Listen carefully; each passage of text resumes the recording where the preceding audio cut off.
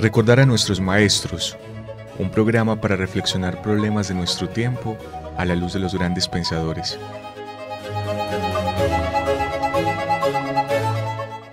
Dirección: Carlos Mario González, profesor de la Universidad Nacional de Colombia, sede Medellín.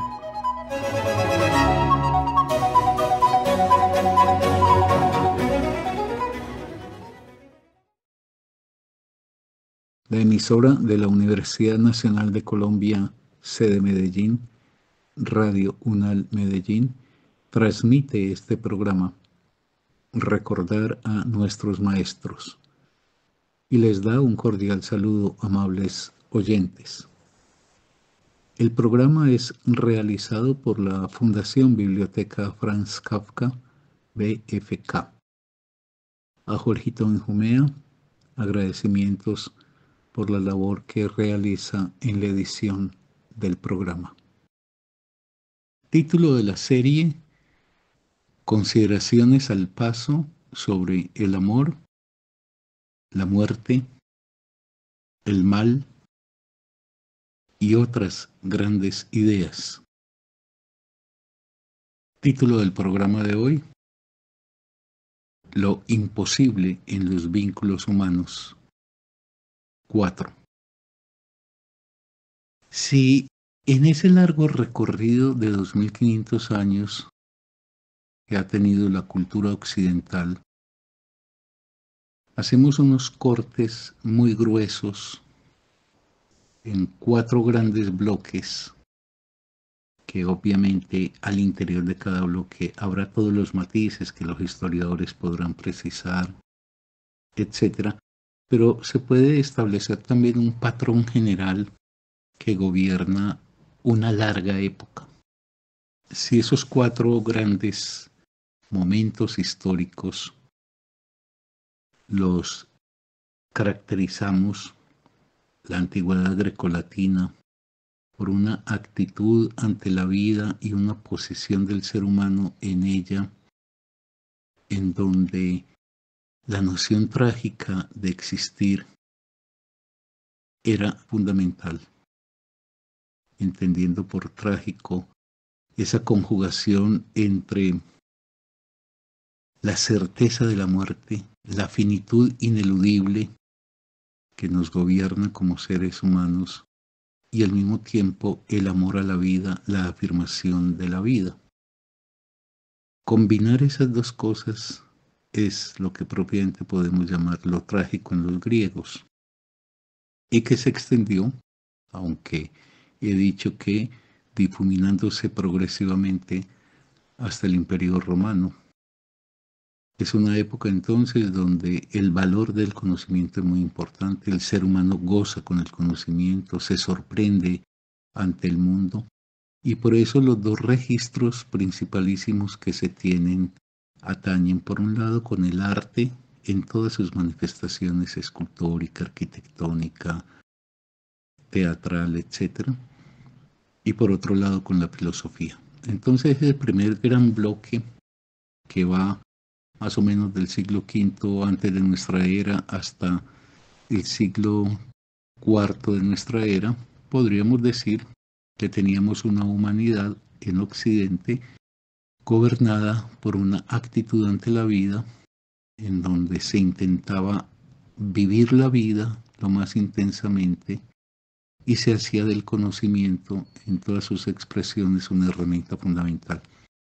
Que el segundo gran bloque es el que instaura el cristianismo y cuyo gran tiempo de hegemonía fue entre el siglo IV y el siglo XVI, porque a partir del siglo XVI el cristianismo empieza a ver minada su influencia y ya podemos decir que inicia el declive, que si bien no lo hace desaparecer, sí lo pone hoy de todas maneras en unas condiciones muy distintas a aquella época mencionada, la de el siglo IV de nuestra era, el siglo XVI, en donde era el único referente para que el ser humano se instalara en la vida, la concibiera y tratara de darle un sentido a su existencia.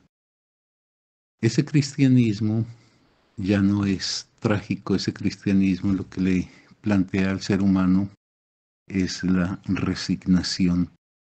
La vida no es, como para los griegos, un asunto para afirmar dichosamente. El conocimiento no es un elemento clave para poder entender mejor la vida y vivirla más intensamente, sino que la mirada de los seres humanos se dirige hacia el más allá. Se devalúa esta vida porque la que verdaderamente se considera que es la meritoria es la vida del más allá. Esta vida está al servicio de la vida del más allá. El ser humano no tiene una sorpresa, no se relaciona con el entorno ganado por el asombro. El conocimiento en gran medida se paraliza, queda únicamente como aquello que se despliega en el ámbito de las mismas creencias. Y en su gran, digamos, conjunto, la vida pasa a ser subsidiaria de propósitos que no conciernen con ella misma, sino que la comprimen, la restringen, dado que la razón misma de ser en esta vida está al servicio de aquella que se habrá de alcanzar.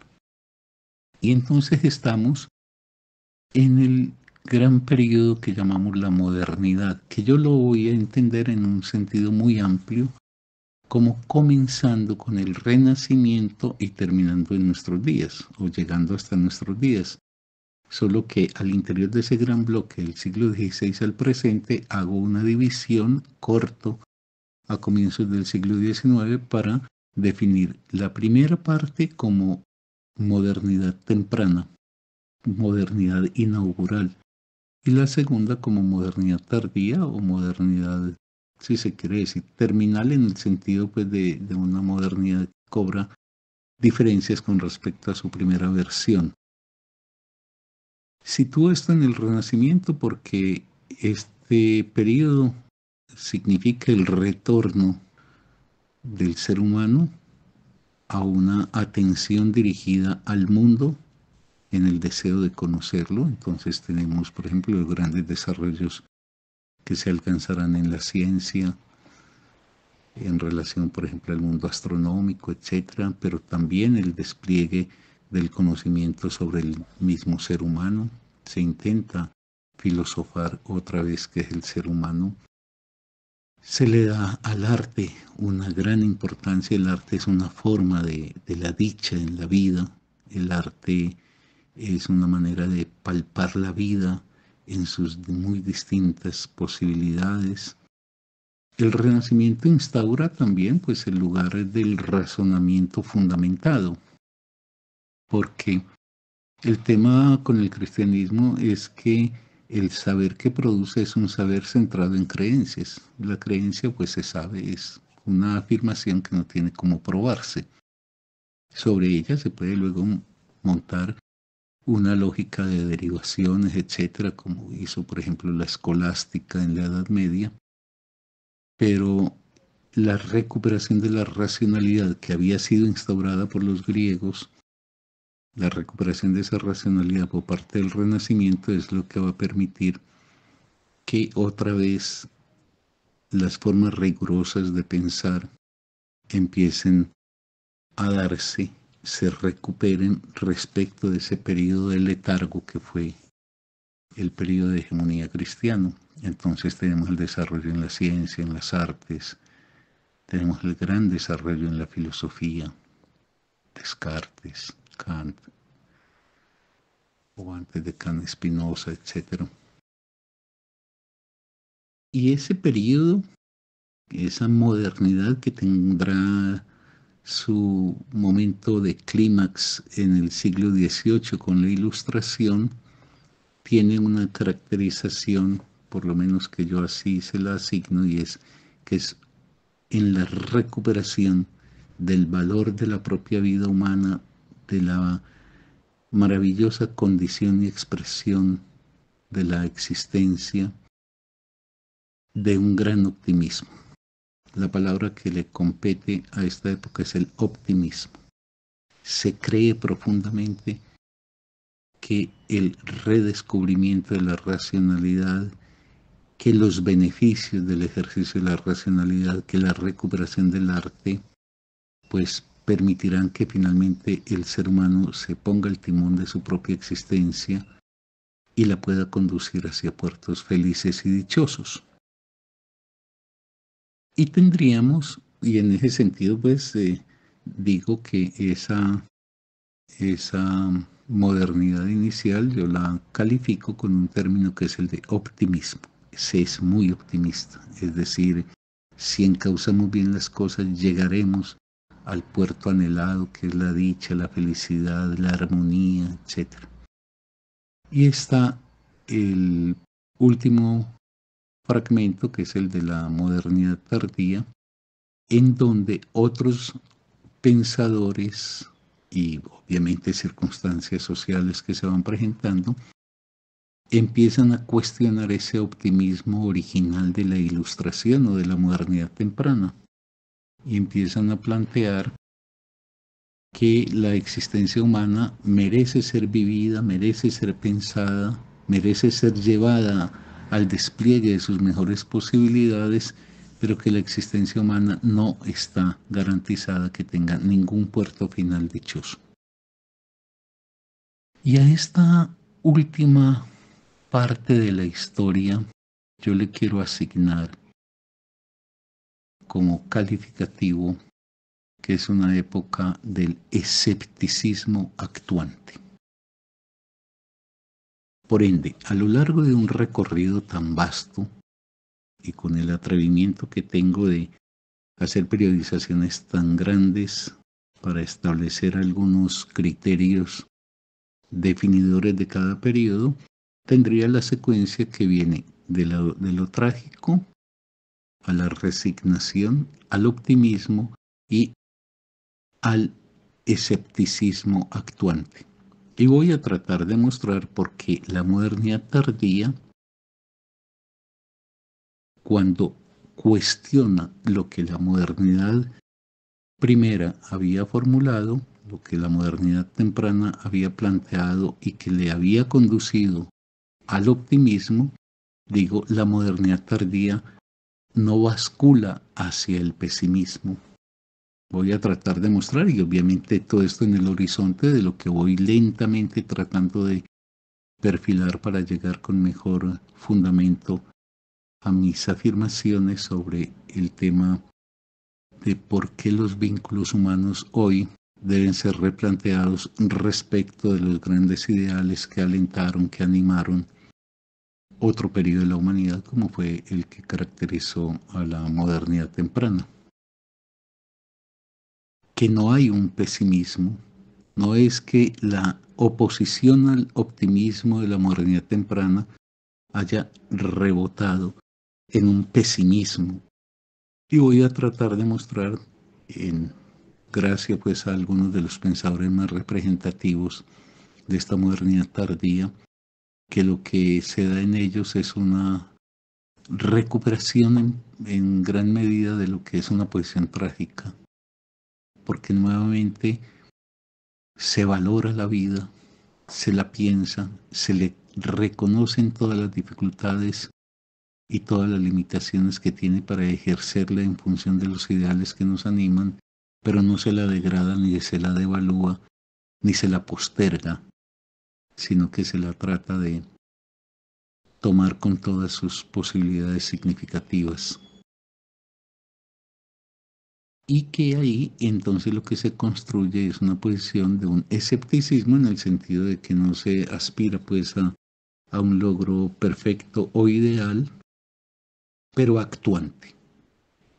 Porque ante esa conciencia de que la vida tiene muchas dificultades, tiene muchas limitaciones, tiene muchas imposibilidades, esa modernidad tardía no promueve la rendición de los brazos, la entrega, el fatalismo, el pesimismo, por el contrario, y de ahí que yo diga que se recupera cierto tono de la tragedia, es como si hubiera un salto en un arco que viene de los griegos hasta la modernidad tardía, es decir, hasta nuestra época, donde la conciencia de nuestra finitud, acompañada de la conciencia de nuestras limitaciones, de nuestras imposibilidades, no nos niega el goce de vivir, sino que nos conduce a afirmar vía el conocimiento la importancia fundamental de ese valor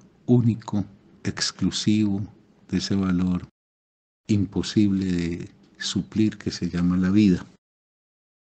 Ese es pues el gran camino. Ahora, ¿qué es lo que pasa para que nos situemos siempre buscando en perspectiva a llegar los mejores elementos para esa precisión de cuáles son los imposibles en los vínculos humanos? Que es necesario cobrar conciencia de ello, es necesario filosofarlo, precisamente para ponerlo en acción en la vida, dado que según los ideales que uno tenga, esperará de sus acciones o satisfacciones o insatisfacciones, tolerancias o intransigencias. Es en función de qué es lo que yo estoy esperando, por ejemplo, de un vínculo, o que me defraudo, o que por el contrario acepto, incluso aunque lo que espere no lo alcance de manera plena. ¿Qué pasa con la modernidad temprana, época de gran optimismo, y de la cual se pueden hacer mención de pensadores muy importantes que serían clave en entender esta época? Pensadores, por ejemplo, como el mismo Descartes, como Spinoza, como Kant, pensadores que con los de la Ilustración, con Voltaire, con Diderot, con D'Alembert, con Rousseau, pues van integrando una visión muy crítica, van abriendo caminos para el despliegue de la humanidad. Ahí también debo incluir a Hegel y debo incluir a Marx también. Y están aupados por el optimismo. Ellos piensan que sí, que la vida está llena de dificultades, que la vida tiene muchas restricciones, que hay muchas insatisfacciones, pero que gracias precisamente a las luces del conocimiento se podrá no solamente superar todo eso que hace que la vida no alcance las expresiones más anheladas, sino que se podrá poner proa a eso que sería la dicha de las realizaciones últimas. Hay una idea de que se progresa, que se viene de menos a más, y obviamente todo esto también va a incluir los vínculos afectivos humanos. Es una época en donde se piensa que se han encontrado los instrumentos fundamentales para poder encauzar la nave de la vida hacia esas realizaciones más plenas en todos los ámbitos, y lo voy a mostrar con 3 manifestaciones de ese optimismo. Pero antesitos de enunciarlas, quiero recabar en un punto. Se piensa que el conocimiento, por eso se habla de la luz, por eso se habla de la ilustración, que el conocimiento nos permite el acceso a la verdad, y la verdad es entonces la gran potencia que encauzará la existencia, tanto la existencia social como la existencia personal. Anticipo, lo que hará la modernidad tardía no será de evaluar el conocimiento, sino ponerle también al propio conocimiento las condiciones de limitación, porque la modernidad temprana no le ponía límites al conocimiento y estaba convencida de que el ser humano era una figura portentosa con una gran capacidad de interpretación de todo lo que vivía, desde el mundo físico hasta el mundo social, el mundo personal, y que bastaba que simplemente afináramos bien los instrumentos y al cabo de todo el conocimiento sería lo que gobernaría nuestras relaciones con la vida. Podríamos ser la criatura que lo sabría todo, que descifraría todos los enigmas, que no habría resquicio alguno por donde se nos filtrara algo desconocido. Solamente era asunto de poner en marcha esa potencia del conocimiento y hacerlo en el tiempo necesario para lograrlo. Un día finalmente tendríamos el gran mapa que nos daría la explicación plena y cabal de todo lo que tiene que ver con la vida, desde el mundo físico, el mundo social, el mundo personal, etc. Ese es el optimismo. Y en eso están integrados pues los pensadores que enuncié. Ahora, tres manifestaciones de esa modernidad temprana, que son muy importantes estas manifestaciones para poder contrastarlas con la crítica que hará la modernidad tardía. Yo por eso he sostenido que frente a esas afiebradas actitudes de rechazo de la modernidad y de la racionalidad que tienen algunos y que yo nunca he podido entender qué es lo que invocarían entonces como superación de la modernidad. Si tiramos por la borda la racionalidad, ¿qué nos puede quedar? Digo que me he opuesto a eso porque la modernidad no es una historia quieta, no es una historia homogénea, no es una historia paralizada. La modernidad tiene internamente su historia y en su historia, paradójicamente, su propia capacidad de usar el instrumento de la racionalidad le sirve para adelantar una crítica a sus afirmaciones, por ejemplo, primeras. Entonces, la modernidad tardía, encarnada en pensadores como Freud, como Nietzsche, como Schopenhauer, como Kierkegaard y como todos los grandes artistas y particularmente, por ejemplo, quiero pensar en este caso en los grandes escritores de la literatura, todos ellos devuelven una mirada crítica a lo que había sido el optimismo inicial de la modernidad, pero esa mirada crítica no es devaluadora de la vida ni negadora de la vida, sino que es para encontrar los mejores términos y las mejores condiciones de posibilidad para que el ser humano despliegue su existencia. Entonces quería mencionar tres grandes hitos del ideal que tenía la modernidad temprana, en esa confianza, en ese optimismo en que llegaríamos pues finalmente al paraíso, que ya no sería el paraíso celestial, sino el paraíso terrenal. Y que todos a una me parece que se integran en esa perspectiva. Me refiero pues a estos grandes pensadores de los que ya hice mención en la modernidad temprana. Trae grandes ilusiones que se fomentaron y que la gente se las creyó, pero lo que pasa es que la vida hay que entenderla en un proceso histórico. En ese proceso histórico, pues los seres humanos vamos revisando cosas que antes dábamos por sentadas, etc. Entonces no hay por qué escandalizarse si pensadores posteriores interrogan formulaciones de pensadores primeros sin negarles a estos su importancia. Esos tres grandes hitos que quisiera mencionar y que podrían merecer cada uno de ellos su propio desarrollo, que acunaban la esperanza de esa modernidad temprana, estaban, por ejemplo, con el mundo físico-material, la profunda convicción en que la ciencia lograría el desciframiento de todos los enigmas, misterios y el control y la dominación de todo el entorno físico-material del ser humano.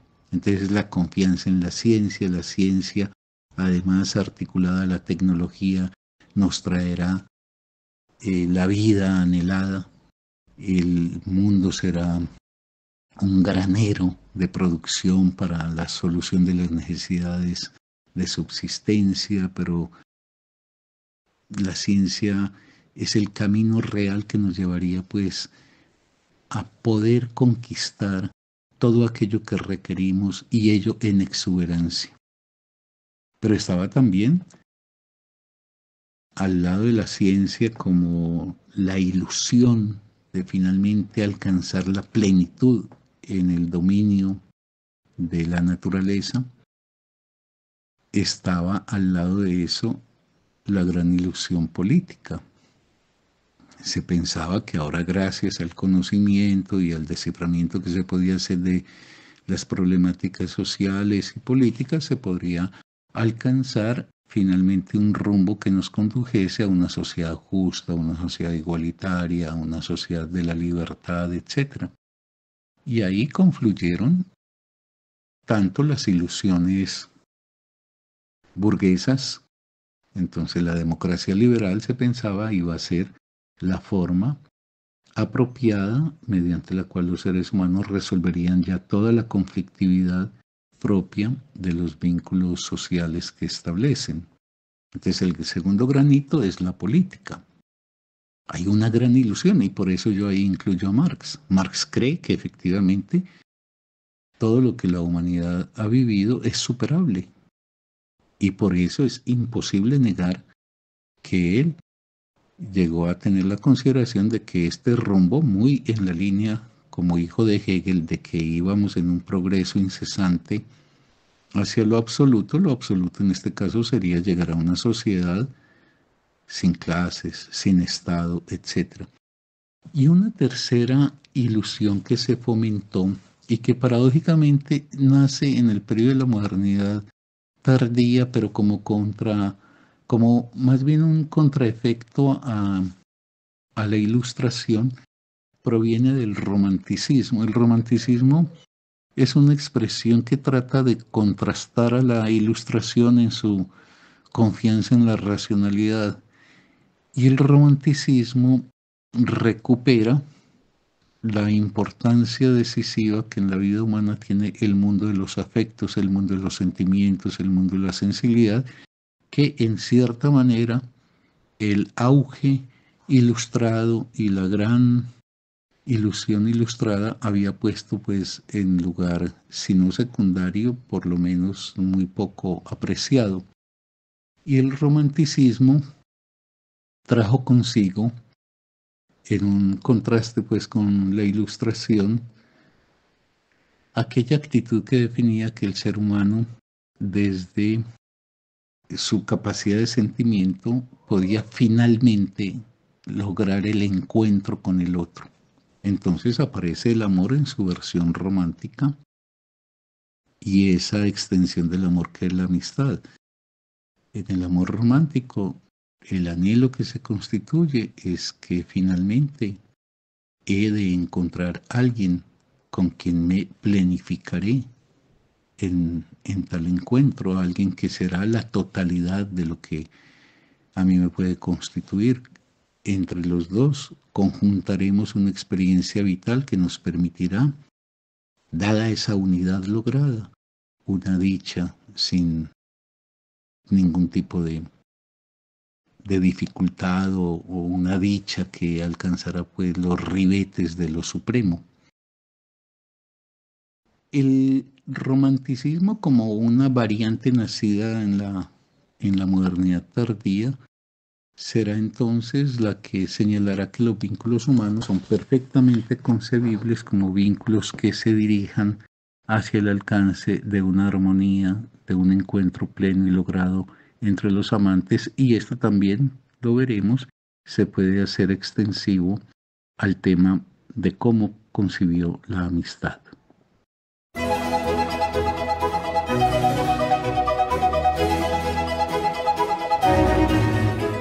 Recordar a nuestros maestros, un programa para reflexionar problemas de nuestro tiempo a la luz de los grandes pensadores.